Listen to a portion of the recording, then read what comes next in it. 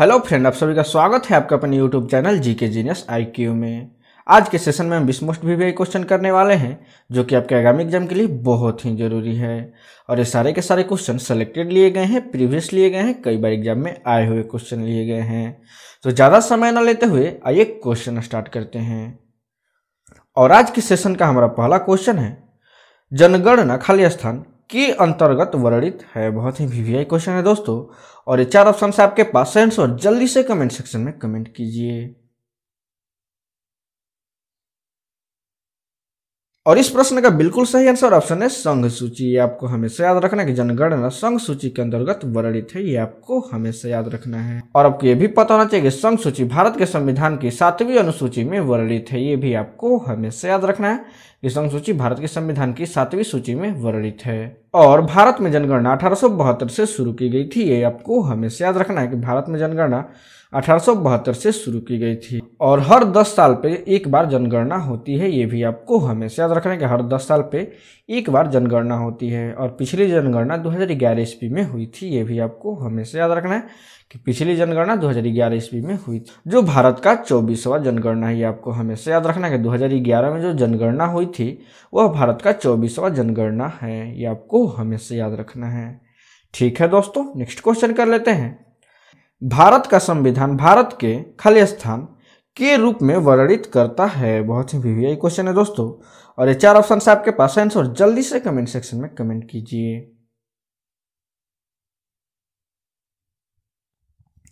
और इस प्रश्न का बिल्कुल सही आंसर ऑप्शन सी राज्य संघ। ये आपको हमेशा याद रखना है कि भारत का संविधान भारत के राज्य संघ के रूप में वर्णित करता है, ये आपको हमेशा याद रखना है। और आपको भी पता होना चाहिए कि भारत का संविधान भारत का सर्वोच्च विधान है, जो संविधान सभा द्वारा 26 नवंबर 1949 को पारित हुआ तथा 26 जनवरी 1950 को प्रभावी हुआ। ये भी आपको हमेशा याद रखना है कि 26 नवंबर 1949 को पारित हुआ था और 26 जनवरी 1950 को प्रभावित हुआ था। ठीक है दोस्तों, दोनों अलग अलग बात हैं। और भारतीय संविधान सभा के लिए जुलाई 1946 में चुनाव हुआ था, ये आपको हमेशा याद रखना है कि संविधान बनाने के लिए जिस सभा का चुनाव हुआ था उस सभा का चुनाव जुलाई 1946 ईस्वी में हुआ था, ये आपको हमेशा याद रखना है। ठीक है दोस्तों, नेक्स्ट क्वेश्चन कर लेते हैं। मछली के यकृत तेल में खाली स्थान की प्रचुरता होती है। बहुत ही वीवीआई क्वेश्चन है दोस्तों, और कई बार एग्जाम में आया हुआ क्वेश्चन है। और ये 4 ऑप्शन से आपके पास आंसर जल्दी से कमेंट सेक्शन में कमेंट कीजिए। और इस प्रश्न का बिल्कुल सही answer option D vitamin D. आपको हमेशा याद रखना है कि मछली के यकृत तेल में विटामिन डी की प्रचुरता होती है, ये आपको हमेशा याद रखना है। ठीक है दोस्तों, नेक्स्ट क्वेश्चन कर लेते हैं। क्षुद्र ग्रह खाली स्थान के बीच देखे जाते हैं। बहुत ही वीवीआई क्वेश्चन है दोस्तों, और कई बार एग्जाम में आया हुआ क्वेश्चन है। और ये 4 ऑप्शन से आपके पास आंसर जल्दी से कमेंट सेक्शन में कमेंट कीजिए।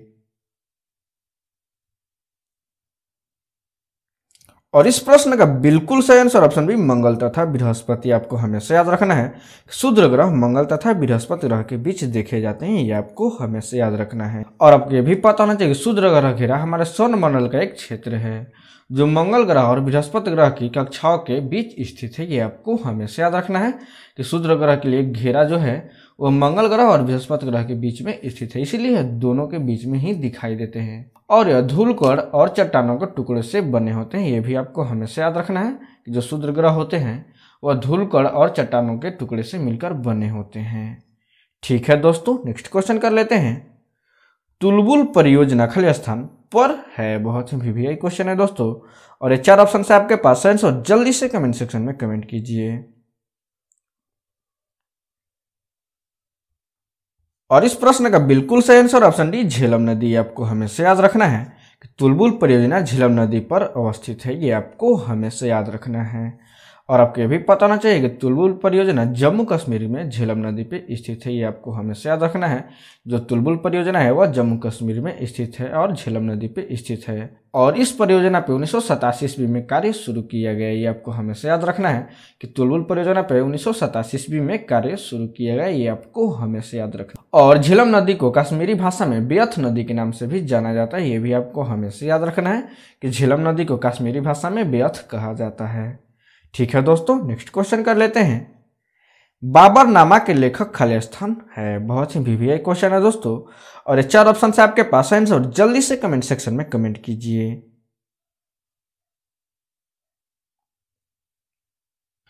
और इस प्रश्न का बिल्कुल सही आंसर ऑप्शन है बाबर। ये आपको हमेशा याद रखना है कि बाबरनामा के लेखक बाबर हैं, ये आपको हमेशा याद रखना है। और आपको ये भी पता होना चाहिए बाबरनामा बाबर की ऑटोबायोग्राफी है और यह खुद बाबर द्वारा ही लिखा गया है, ये भी आपको हमेशा याद रखना है। ठीक है दोस्तों, नेक्स्ट क्वेश्चन कर लेते हैं। अंतर्राष्ट्रीय महिला दिवस खाली स्थान को मनाया जाता है। बहुत ही वीवीआई क्वेश्चन है दोस्तों, और ये 4 ऑप्शन से आपके पास आंसर जल्दी से कमेंट सेक्शन में कमेंट कीजिए। और इस प्रश्न का बिल्कुल सही आंसर ऑप्शन है 8 मार्च। ये आपको हमेशा याद रखना है कि अंतर्राष्ट्रीय महिला दिवस 8 मार्च को मनाया जाता है, ये आपको हमेशा याद रखना है। और आपको ये भी बता दें कि अंतर्राष्ट्रीय महिला दिवस एक मजदूर आंदोलन के कारण उत्पन्न हुआ, जब 15,000 महिलाओं अपने नौकरी की टाइम को कम करने के लिए आंदोलन की थी। आपको हमेशा याद रखना है कि 15,000 महिला अपने नौकरी की टाइम को कम करने के लिए आंदोलन की थी, और इस आंदोलन की शुरुआत 1910 ईस्वी में हुआ था। ये भी आपको हमेशा याद रखना है कि इस आंदोलन की शुरुआत 1910 ईस्वी में हुआ था। ठीक है दोस्तों, नेक्स्ट क्वेश्चन कर लेते हैं। प्रकाश वर्ष खाली स्थान का मात्रक है। बहुत ही वीवीआई क्वेश्चन है दोस्तों, और ये 4 ऑप्शन से आपके पास आंसर जल्दी से कमेंट सेक्शन में कमेंट कीजिए। और इस प्रश्न का बिल्कुल सही आंसर ऑप्शन बी दूरी का। ये आपको हमेशा याद रखना है कि प्रकाश वर्ष दूरी का मात्रक है, ये आपको हमेशा याद रखना है। बहुत ही वीवीआई क्वेश्चन है दोस्तों, इसलिए आप इसे हमेशा याद रखिएगा। और आपको ये भी पता होना चाहिए कि यह एक खगोलीय इकाई है और प्रकाश वर्ष की दूरी लगभग 95 खरब किलोमीटर होता है। ये भी आपको हमेशा याद रखना है कि प्रकाश वर्ष बराबर 95 खरब किलोमीटर होता है। ठीक है दोस्तों, नेक्स्ट क्वेश्चन कर लेते हैं। मानव शरीर का सामान्य ताप खाली स्थान होता है। बहुत ही वीवीआई क्वेश्चन है दोस्तों, और ये 4 ऑप्शन से आपके पास आंसर और जल्दी से कमेंट सेक्शन में कमेंट कीजिए। और इस प्रश्न का बिल्कुल सही answer option D 47 degree Celsius. ये आपको हमेशा याद रखना है कि मानव शरीर के सामान्य ताप 47 डिग्री सेल्सियस होता है, ये आपको हमेशा याद रखना है। और आपको ये भी पता होना चाहिए कि यदि किसी मानव शरीर का तापमान 37 डिग्री सेल्सियस यानी 98.6 फ़ारेनहाइट से ज्यादा हो जाता है तो उसे बुखार या ज्वार रोग नाम दिया जाता है। ये भी आपको हमेशा याद रखना है। ये आपको हमेशा याद रखना है कि यदि हम शरीर का टेम्परेचर फ़ारेनहाइट में नापें तो 98.6 फ़ारेनहाइट होता है, ये आपको हमेशा याद रखना है। और सेल्सियस में 37 डिग्री सेल्सियस होता है, ये भी आपको हमेशा याद रखना है। ठीक है दोस्तों, नेक्स्ट क्वेश्चन कर लेते हैं।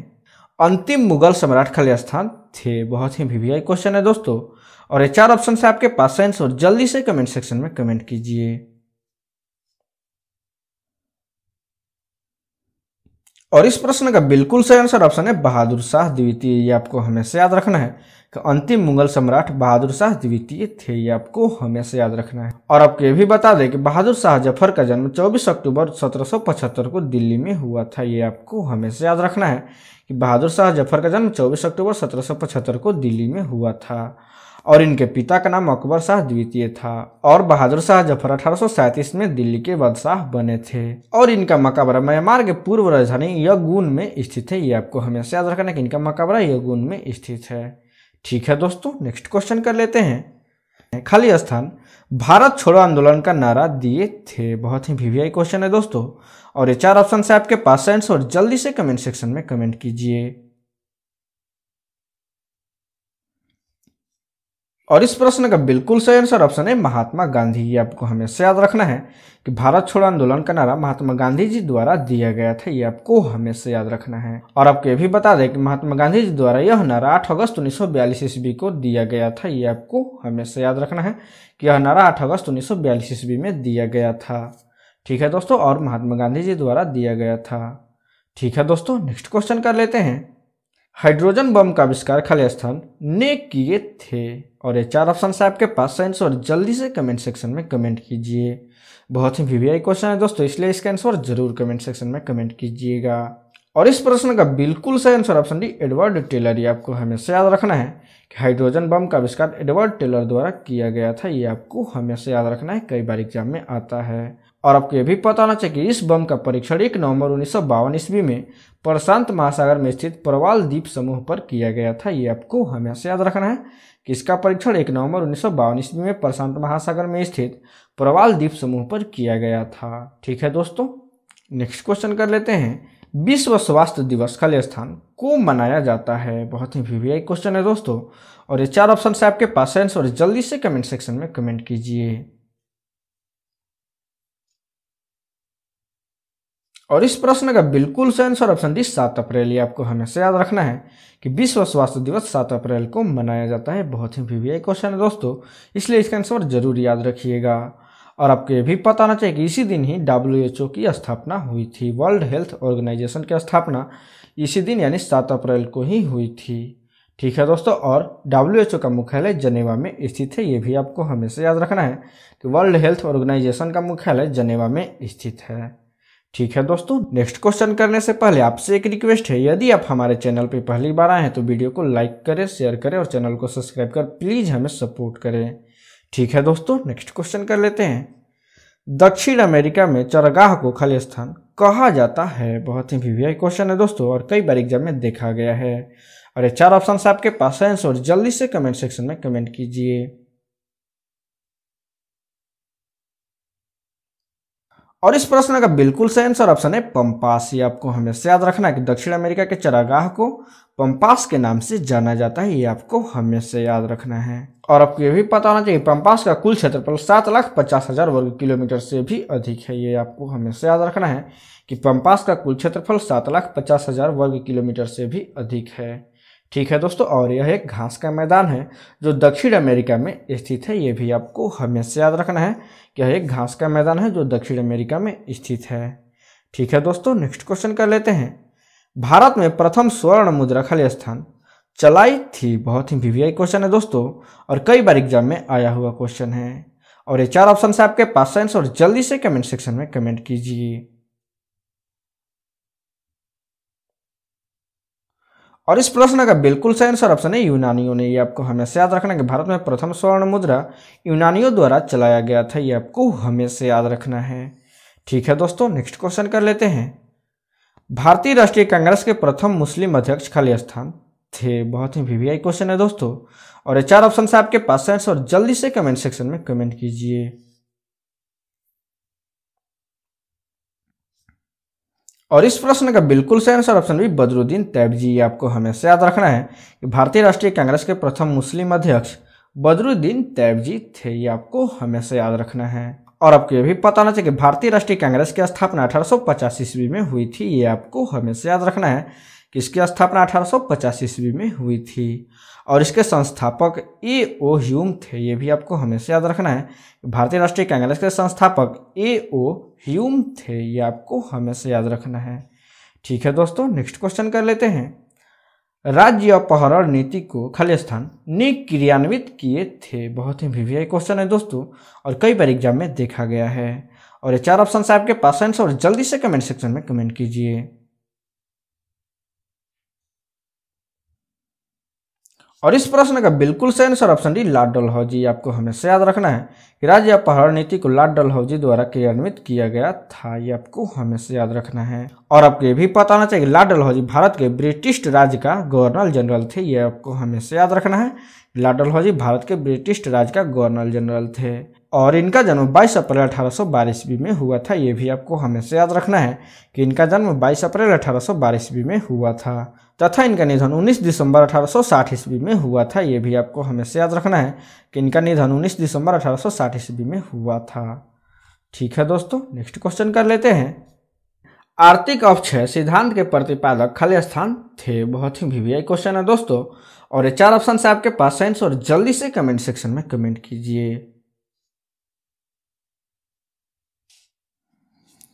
और इस प्रश्न का बिल्कुल सही आंसर ऑप्शन है दादा भाई नौरोजी। आपको हमेशा याद रखना है कि आर्थिक अवक्षय सिद्धांत के प्रतिपादक दादा भाई नौरोजी थे। ये आपको हमेशा याद रखना है। और आपको ये भी पता होना चाहिए दादा भाई नौरोजी का जन्म 4 सितंबर 1825 ईस्वी को नेवसारी में हुआ था। ये आपको हमेशा याद रखना है कि इनका जन्म 4 सितंबर 1825 ईस्वी को नेवसारी में हुआ था, तथा इनका निधन 30 जून 1917 में मुंबई में हुआ था। ये भी आपको हमेशा याद रखना है कि इनका निधन 30 जून 1917 ईस्वी में मुंबई में हुआ था। ठीक है दोस्तों, नेक्स्ट क्वेश्चन कर लेते हैं। राज्यसभा में मनोनीत सदस्यों की अधिकतम संख्या खाली स्थान होता है। बहुत ही वीवीआई क्वेश्चन है दोस्तों, और ये 4 ऑप्शन से आपके पास आंसर जल्दी से कमेंट सेक्शन में कमेंट कीजिए। और इस प्रश्न का बिल्कुल सही आंसर ऑप्शन सी 12 ही आपको हमेशा याद रखना है कि राज्यसभा में मनोनीत सदस्यों की अधिकतम संख्या 12 होती है। ये आपको हमेशा याद रखना है। ठीक है दोस्तों, और आपको यह भी पता होना चाहिए संविधान का अनुच्छेद 80 में राज्यसभा के सदस्यों की अधिकतम संख्या 250 निर्धारित की गई है। ये आपको हमेशा याद रखना है कि अनुच्छेद 80 में राज्यसभा के सदस्यों की अधिकतम संख्या 250 निर्धारित की गई है, जिसमें से 12 सदस्य राष्ट्रपति द्वारा नियुक्त किए जाते हैं। ये जो 12 सदस्य हैं ये राष्ट्रपति द्वारा नियुक्त किए जाते हैं, और बाकी बचे 238 सदस्य राज्य और संघ राज्य के क्षेत्र के प्रतिनिधि होते हैं। ठीक है दोस्तों, नेक्स्ट क्वेश्चन कर लेते हैं। गांधी इरविन समझौता खालिस्तान ईस्वी में हुआ था। बहुत ही वीवीआई क्वेश्चन है दोस्तों, और ये 4 ऑप्शन से आपके पास आंसर और जल्दी से कमेंट सेक्शन में कमेंट कीजिए। और इस प्रश्न का बिल्कुल सही आंसर ऑप्शन है 1931 ईस्वी। आपको हमेशा याद रखना है कि गांधी इरविन समझौता 1931 ईस्वी में हुआ था। बहुत ही वीवीआई क्वेश्चन है दोस्तों, इसलिए ये आप हमेशा याद रखिएगा। और आपको यह भी पता होना चाहिए कि महात्मा गांधी और लॉर्ड इरविन के बीच हस्ताक्षर करके एक राजनीतिक समझौता किया गया था, जिसे गांधी इरविन समझौता के नाम से जाना जाता है। और यह समझौता दिल्ली में हुआ था, और इस वजह से इसे दिल्ली समझौता के नाम से भी जाना जाता है। ये आपको हमेशा याद रखना है कि गांधी इरविन समझौता को दिल्ली समझौता के नाम से भी जाना जाता है। ठीक है दोस्तों, यदि वीडियो अच्छा लगा हो तो लाइक करें, शेयर करें और चैनल को सब्सक्राइब कर प्लीज हमें सपोर्ट करें। धन्यवाद।